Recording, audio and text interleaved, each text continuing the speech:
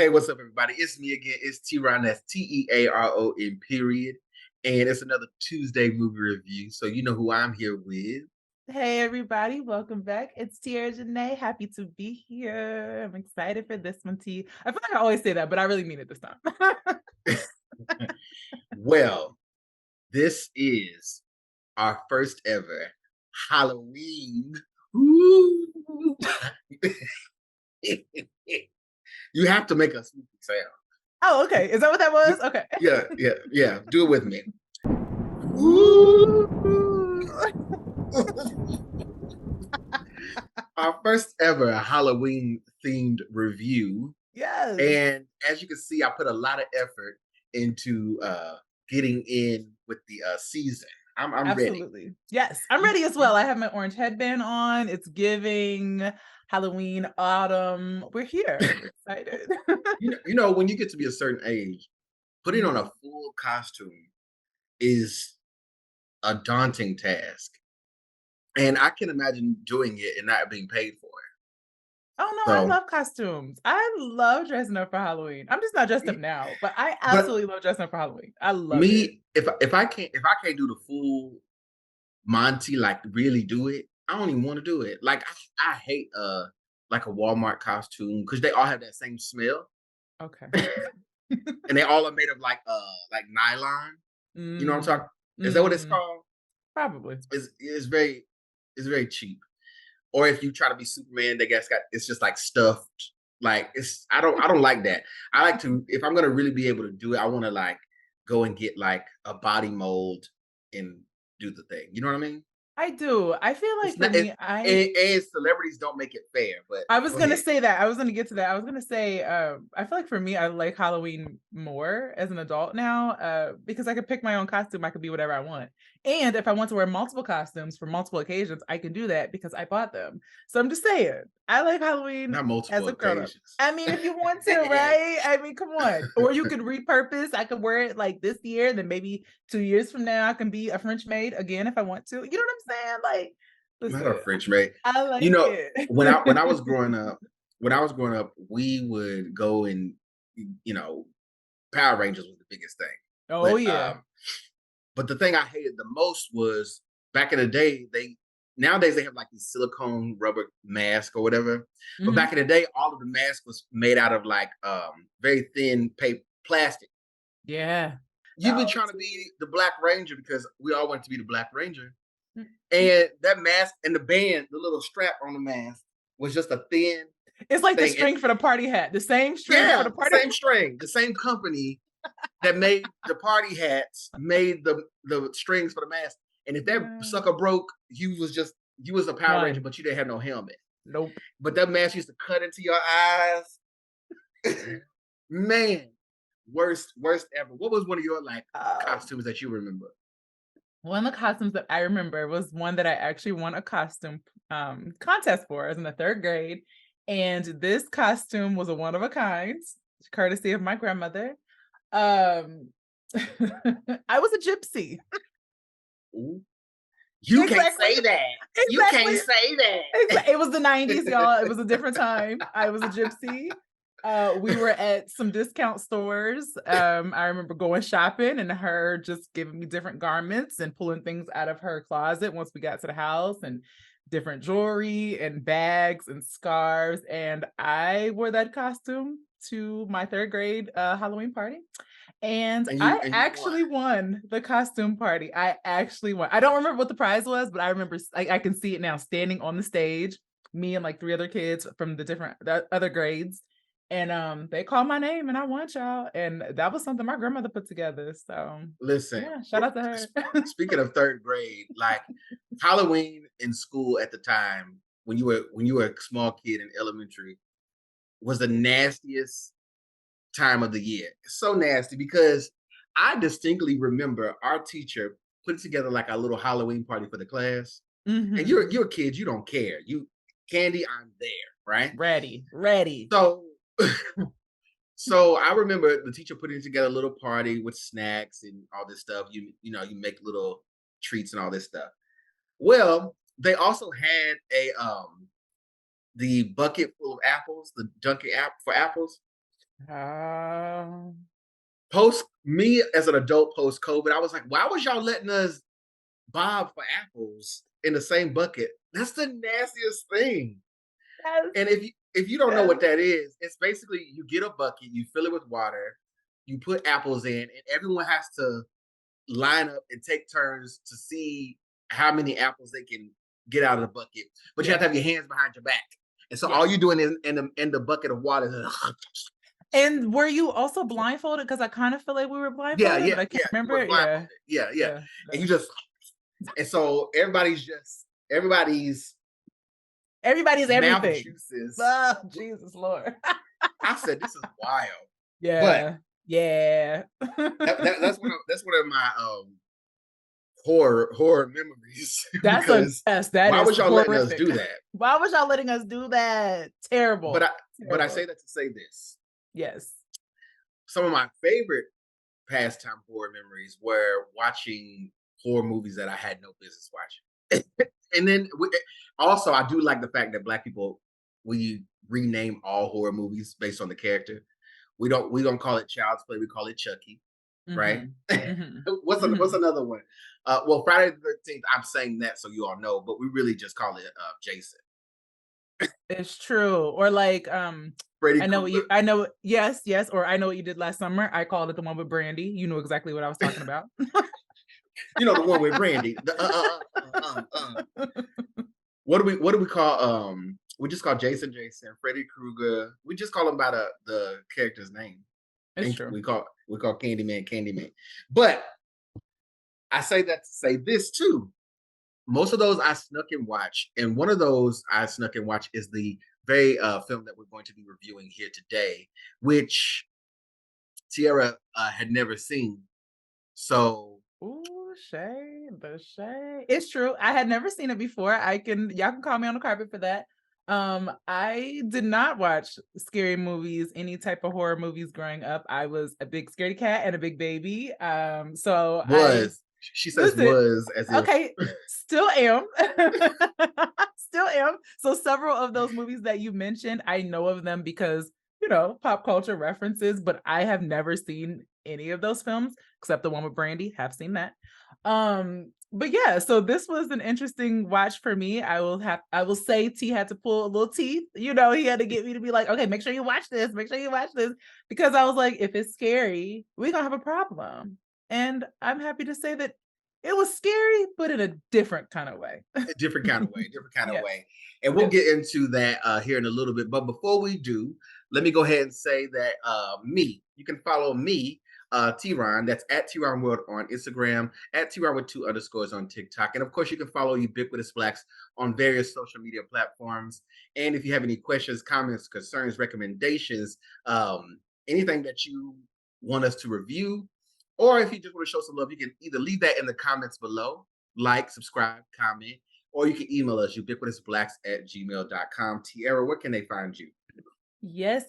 So for right now, you can find me on Instagram. If you're looking, it's Tiera Janee, at ITSTIERA JANEE. And coming soon, I'll have some other things to share with you guys. So be on the lookout for that. But as for right now, Instagram is where it's at. And then also all things Ubiquitous Blacks, you can find me there as well.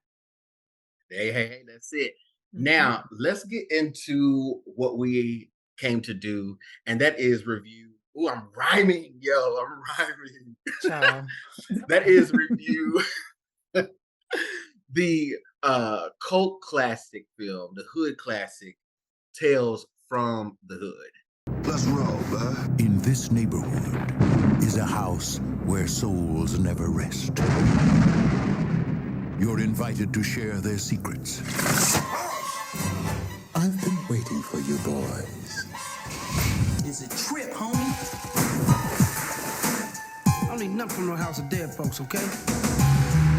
Death, it comes in many strange packages. Tales from the Hood. Tales from the Hood was one of those movies that everybody would talk about on the school bus. You hear your cousin them talking about it. It was one of those things like you had to see it, Really? Because again, you are given very much sheltered. You know, but it's true. The thing is, the film still holds up very well.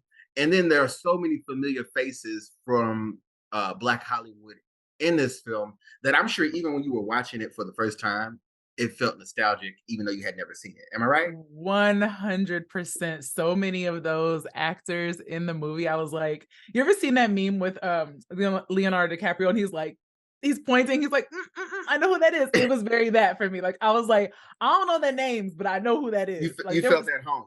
Yes, I knew exactly who these people were. And they were like faces that you saw that we've seen in several 90s films. So it was very familiar to me for sure. Yeah. It was produced by Spike Lee at the time.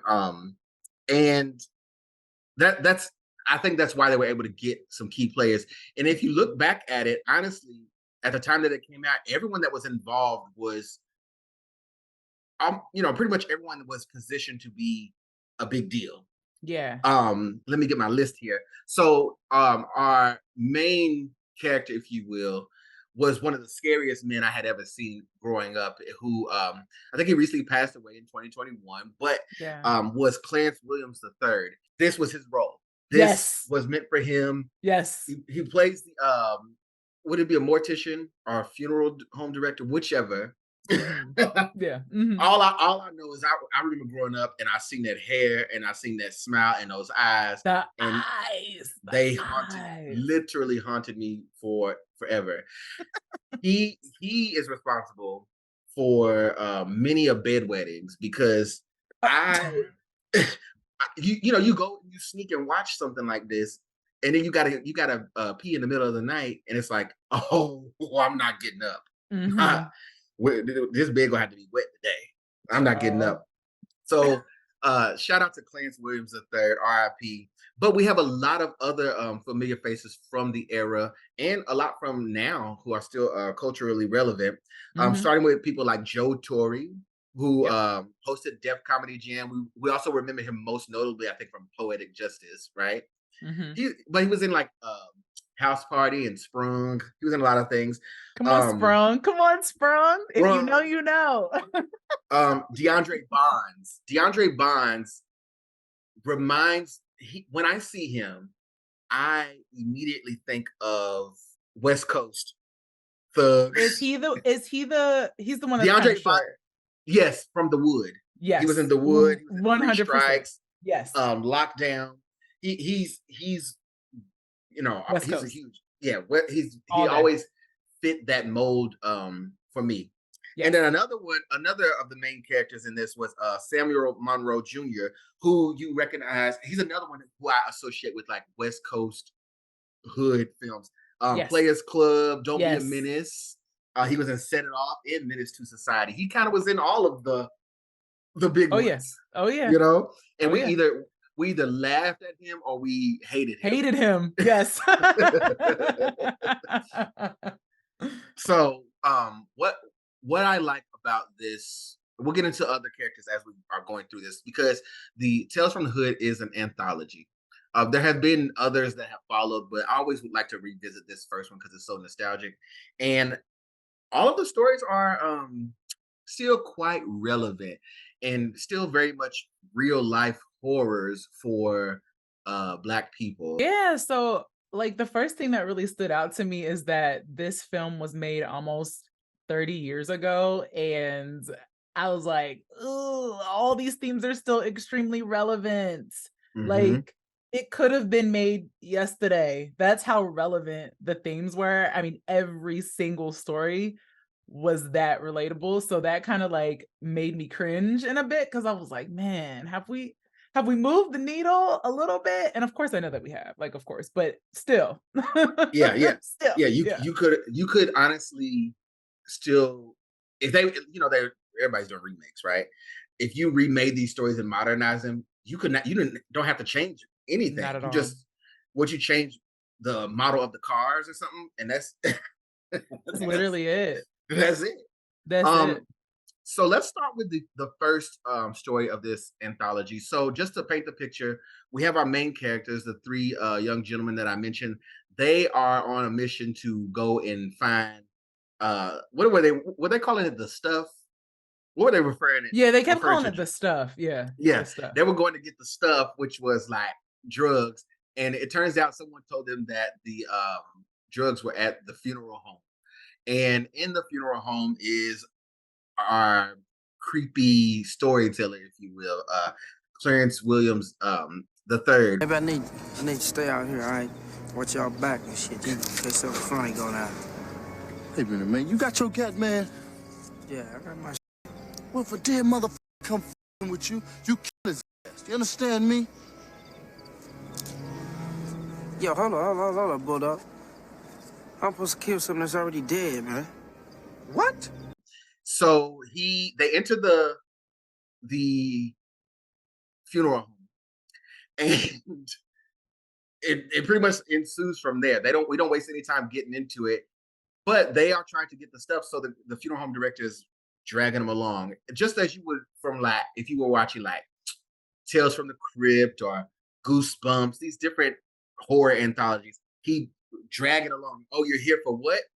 Okay, well, follow me. And then they see like an object, and he tell them, "Oh, well, this is what this is from."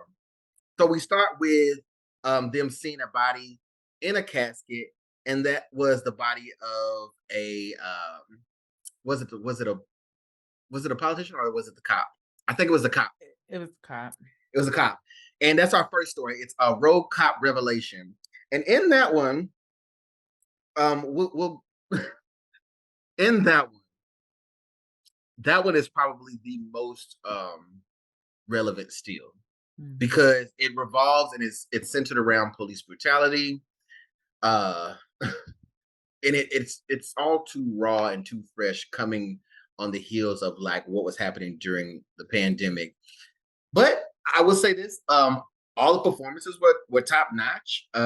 Yeah, a little too good, if you ask a me. little too good. A little too good. The cops were really enjoying themselves. Yes, listen, they were like, "Oh, let's cosplay as ourselves." But we see that there's a rookie cop who just basically joined the force. He's getting out on the beaten path. He happens to be a black cop at the time, and he's working with or under white cops who are patrolling the streets, and they take it upon themselves to completely brutalize and beat a black gentleman. Stop it! In front of the rookie. This man is Martin Morehouse. I didn't recognize him. What the hell's wrong with you? Hey, what the hell is wrong with you? And we start to get into the horror story of what the guy is seeing, the rookie cop. And also his name was Clarence, and Clarence was conflicted because here I am, a rookie cop, and y'all beating the hell out of this black guy. So conflicted to the point that he witnesses basically the murder of an innocent black man as a black officer, and he has to leave the force. He's drunk, he's having all kinds of PTSD, and that leads us into a very pleasing turn of events, I must say. Tiera, when you started to see the fact that these officers did not get away with what they did to this black man when they murdered him, because he came back to haunt them through the young cop. Tell me that feeling that you got when they were getting their comeuppance. Please talk to me. I will say, and we don't want to spoil it for those who are like me who have never seen this. This is true. There are still people out there who haven't. But what I will say is, I don't know. I felt like I was experiencing some relief after that, because like I was angered at the situation that you just described of how they murdered this black man. So I was angered, and then I was like, oh, they about to get away with it. Here we go. And I thought that was going to be the direction of the movie, because again, I didn't know. So when he came back with a vengeance, I felt relief. I was proud. I even laughed. And I know it wasn't supposed to, well, no, it was supposed to be funny because it had like a comedic element to it. Yeah. And I was like, okay, all right. So like it kind of like brought me back into the story because I was like, oh Lord, this is gonna be another, like we've seen this before. No, I actually have never seen anything like that before. So I enjoy that. I was happy that it happened that way. Like I said, it's one of the ones that are a bit touchy because it feels so raw and so fresh. Yeah. But it's very pleasing, to say the least. Yes. You know what it was reminiscent of? And this is relevant today. You know, that white folding chair, how they got it made you feel that good, right? It was like that. It was like, yes, thank you very much. It's just good to see bad people get their karma. You know, because you know, in life we don't always see it. We don't always see it. You know what happens, but you don't see it. But to be able to see it, it was like, all right, I'm back in. Y'all reel me back in. So from there, we get into our second story of the anthology, and that is Boys Do Get Bruised. This one's a little touchy as well because I know how you are, Tiera, when it comes to traumatic stories of children. I know that it's a whole thing for you, but I have to say this one used to really scare me, but I really loved how they played it out. So this one is about a kid named Walter. And we know Walter because Walter was played by Brandon Hammond. And Brandon Hammond is most notably the little kid from Soul Food, right? Ahmad from Soul Food. And I just want to say, while I was watching this, I was like, I need to ask TeaRon, where is Ahmad from Soul Food? Where's he at? Because I didn't know he was in this movie. And I'm like, watching this, and I'm like, oh, he was like a star. Like, yeah, he was doing a lot. He also he's one of the few people who actually he played young Michael Jordan in Space Jam, if you recall, and he was also in Menace to Society. Yes. So yeah. So again, a 90s star, like legit star. Yeah. And then sprinkled throughout, we also had other big players. We had David Allen Greer, who is in everything. We also had Paula J. Parker, who we know from like Friday, Hustle and Flow, Proud Family, right? Yes. Yes. And we had a few others that I want to note. So we also had Rusty Cundy. Rusty I remember he was in School Days, but I'm pretty sure he was in Sprung as well. He was the main guy in Sprung, right? You're right. And he was in House Party too. And I know he fit the mold at the time because that's when light skin was really light skin.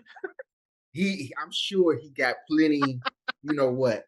But also we had Takia Crystal Kima from In Living Color and That's So Raven, who was I think she played one of the nurses or something at the hospital, if I'm not mistaken. She's hilarious, by the way. She's so amazing. Funny. She's so funny.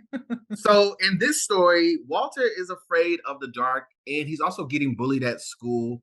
And there's this interesting way that they go about telling this story. So all in all, Walter is being physically abused at home, right? But Walter, being a small child, has created a story in his mind to justify what's happening at home, right? It's a bit embarrassing for him. So he tells everyone that there's a monster that comes to visit him at night and is causing these attacks, these bruises. Here's the only issue I had looking back at it as an adult. When he first was at school and he told the teacher and the nurse about this, I was like, they would have called, the people would have been at the house that day. ASAP. Yep. I had the same thought, the same exact thought as you. Yes. Or like when the teacher when they noticed the bruise, I was like, yeah. So you're telling me this child was in your classroom all day and you just now noticed this bruise on his eye? Like, come on. Yeah. Here's what I liked about it. When we first see Walter telling us these stories about this monster, we never see the monster. We hear sounds. We see knocks at the door, really, typical horror tropes. We see Walter trembling in his bed and the door will open, but we don't get anything, right?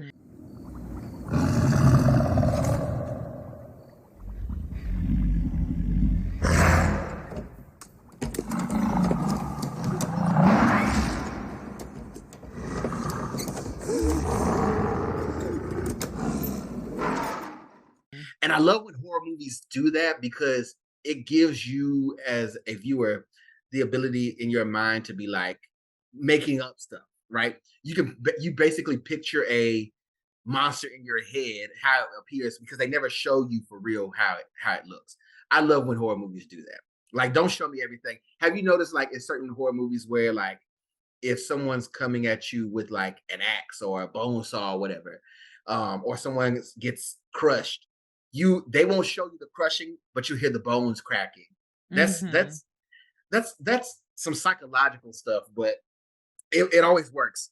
So I want to, before you move on from that, I want to know from you, since What? you watched this as a child, what were your Mhm. thoughts as a kid watching this? Like, did you think?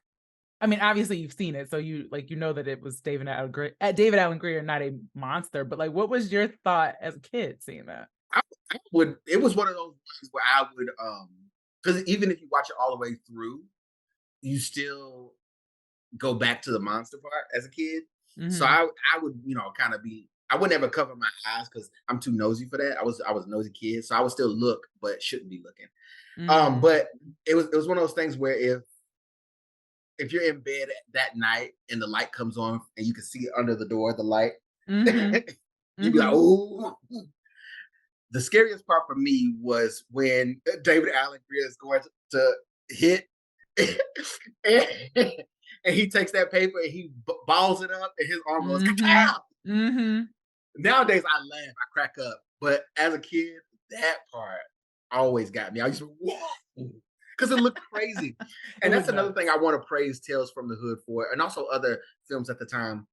Is for practical effects. There's nothing like practical effects. Sometimes they can be cheesy or campy or whatever, but being able to come up with physical things you can see is a lot of times to me more better than CGI, animals and things like we doing the CGI up. But looking at this, I was like, this is still really good stuff with practical effects. I don't know. What was your thought as that story concluded, especially the the paper doll, if you will. David And Alligator lost his mind. he did. And it's a testament to how good David Allen Greer is, which we said in the past, Yes. because it's hard to hate David Allen Greer. Yes. But you was Yes. like, yeah, get him. We wanted to see everything he got. We were there for. So again, great performances from everybody in that as well. And then that leads us into our third story. Now, we're running through this kind of quick, but keep in mind, as these stories are being told, we are cutting back to the funeral home. So the funeral director is the one telling each of these stories based on the dead people that we see in the funeral home, because the gangsters or the hood guys are asking questions. They really still there for the stuff, but he's dragging it out. Mhm. So we cut back to the funeral home, and this time there's a little doll, a puppet in the funeral home that one of the guys is curious about, and it gets knocked over, and so the funeral director begins to go into a story about this particular object and its significance. The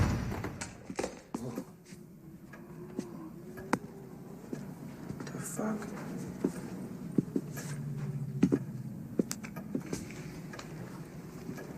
So dead be playing with dolls now, right? Yes. But this doll, it's a way station for lost souls. Let me say this, Tiara. Anytime you mention Tales from the Hood to people that grew up watching this, they immediately think of the puppets. Hands down. That's Okay. the Of all the stories that you get, we all immediately think of the puppets because this Okay. was probably the scariest thing watching back then. The puppets are the most notorious from that whole anthology. That's what everybody remembers.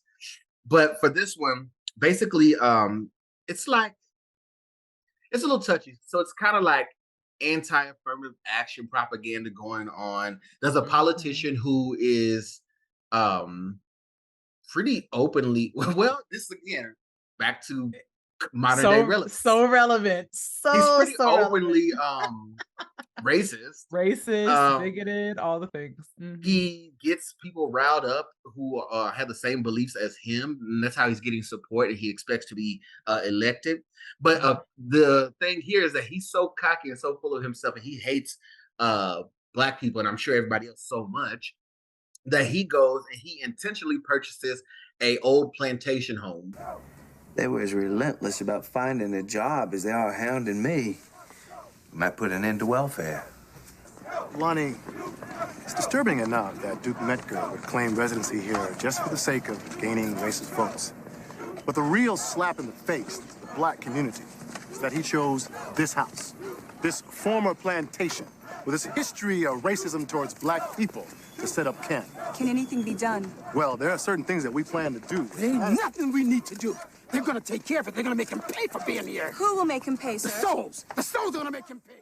There's an older Black guy there who is warning him against staying in that home. And he's like, please, this is a historic home. I bought it. You know, he's ready to, I don't know if he was running for mayor or what, but he was ready to take over the town. Sure was. And he was so pleased to have purchased this old plantation home where all these slaves had perished. So there's a painting in the office, so because there's still a lot of remnants of things in the home from the historical presence of it. So there's a painting in the office that depicts this woman who practiced voodoo, and then in the painting you see her sitting there and you see a bunch of like little dolls and puppets around her, and she's holding one in particular, the same one that we find later in the funeral home. When he's having a fit, the politician, he's having a fit, and he finally realizes that something creepy is going on, and he's, you know, getting attacked and all this stuff. And he goes and he takes that flagpole, which the symbolism here. But he takes that flagpole and he beats the wall. He beats the painting of the Black lady, and the painting started bleeding. I'm like, whatever happens after that, you deserve, because why would you not leave, bruh? Like, it's called audacity. That's what it's called. Yeah, exactly. So the painting starts bleeding, and then all of a sudden these different little characters, or the dolls in the painting, start disappearing from the painting themselves. And when they disappear, you just start to hear little feet trying to fight off these little puppets, these dolls that are, I could go on and on about it, but I'm trying to like not ruin it or spoil it for anybody like Tiera who hasn't seen it. Yes. But that used to be the scariest thing. I was terrified of puppets for a long time because of this. Really? But I want to know, when you start, because you've seen it with new eyes, but also adult eyes. What were you feeling when you, in this particular story? That particular story, first off, I just want to say the language used in these set of scenes cut deep. And this is just me sitting here watching this. Some of those words, which I will not repeat it here on this YouTube. But repeat it for the podcast. I'll bleep it out. I absolutely will not be repeating it. Y'all not gonna find me on the internet using these words and slurs. But I mean, use your imagination. But yeah, so that really stood out to me, and it struck me because I was like, whoa, the dialogue here, but also it was like, you playing this role a little bit too good now here, bro. A little bit too good. Yeah. He reached back to like his great granddaddies and like pulled out that venom, because woo, child. Like, hey, bro. So that on, coupled with the puppets and all of that, but really it was like the dialogue of these set of scenes. And then again, the relevance to today, a politician being that brazen, that racist, that over the top, that ridiculous. Yeah. It's like, oh, I know this all too well. We've seen this before. But much like the first story, in this story, he doesn't get away with it. And that is satisfying, because the answer, he not only did he have to face the consequences of his actions, it was the ancestors who wreaked havoc on him. And I enjoyed it like I just seen it for the first time. I just We can enjoyed tell. it We with see new the smile on your face. We see the joy. Only your this time face. I wasn't scared of the puppets. I was cheering them on. So that was always one of my favorite ones. Like I said, the puppets are the most notoriously remembered from Tales from the Hood when that came out, and it was a big thing. But the last story ended up being one of my favorites to watch now. Of the four that are told in this movie. And the last one is it also is good because it ties in our threading from the funeral home. So we get into the last one, and the young men in the funeral home are asking the director. Well, in this case, actually, he switches it up. So they come across a third dead body in the funeral home, and this time the funeral director asks them, if they recognize the person. Man, this is a trip, homie. Yes.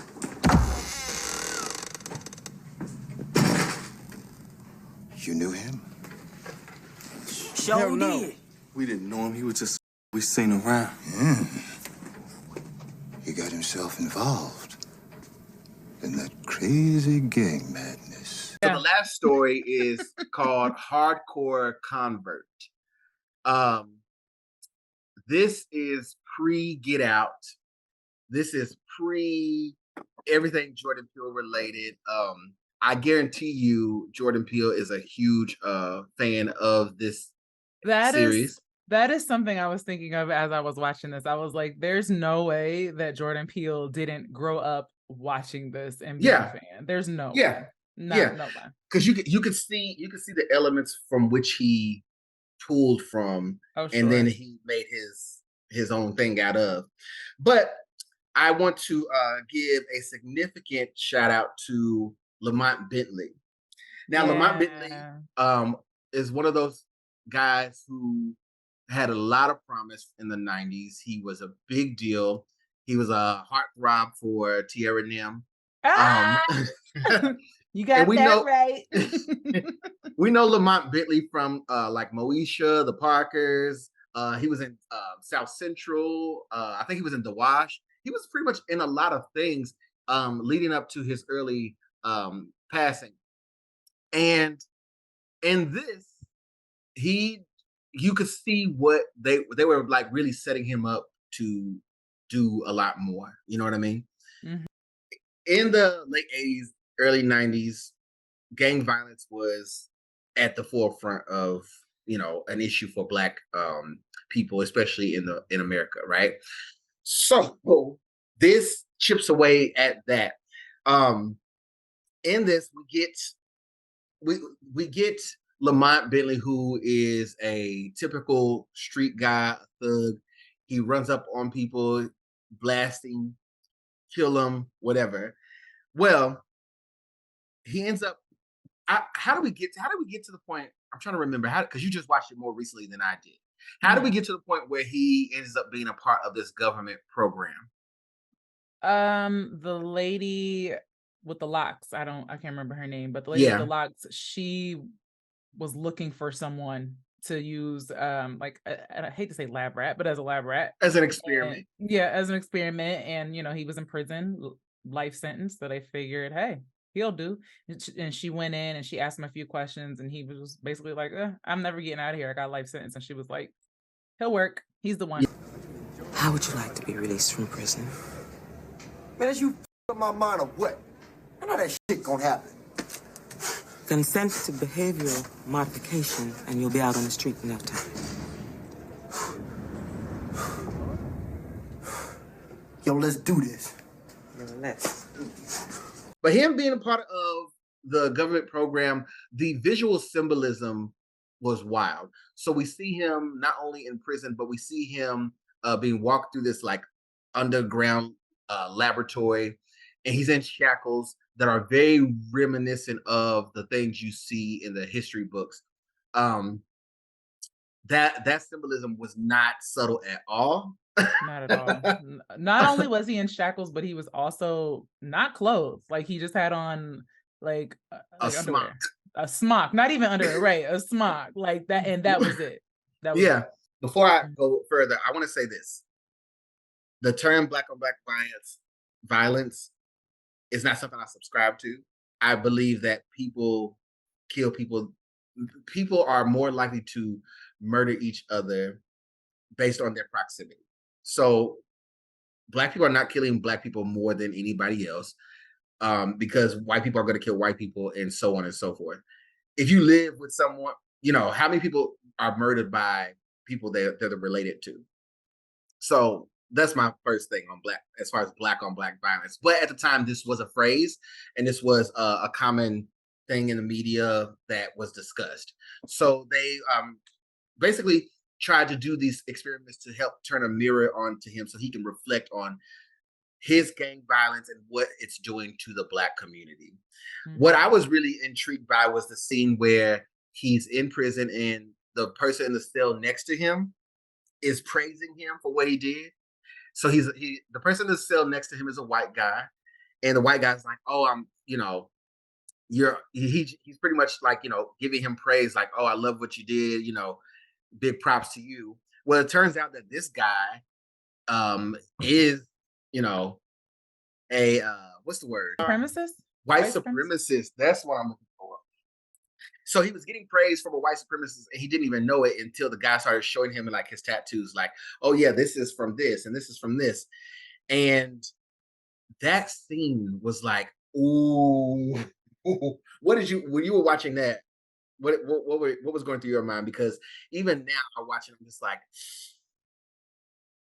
it took that for you to see that you were hurting your own people. Like, yeah. I think I agree with that, and then I think also the symbolism of having him in this place where he's like he is taken out of his own environment, so away from his own people, and then having this conversation with this white supremacist, like, dang, sometimes you can't see outside yourself or outside of your situation until like you're removed from that. And so he wasn't seeing it as like Black on Black violence or killing his brothers and sisters, whatever. Like he was just like, I'm a product of my environment. But now hearing it from this white supremacist, like this is I'm a problem. This is a problem. I thought it was interesting how they did that. I will say this, aside from the storyline with Baby Walter and David Alan Grier and them, I would say this was probably one of the hardest ones to watch.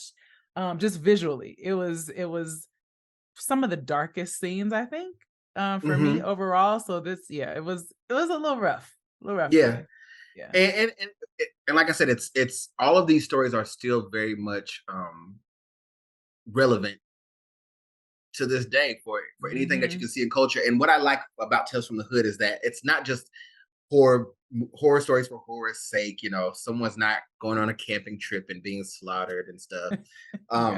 Which is what I thought it was going to be. I didn't know. No. So they take real elements and they put these spins on them, and it's really well written. All the casting, I see no faults in any of it.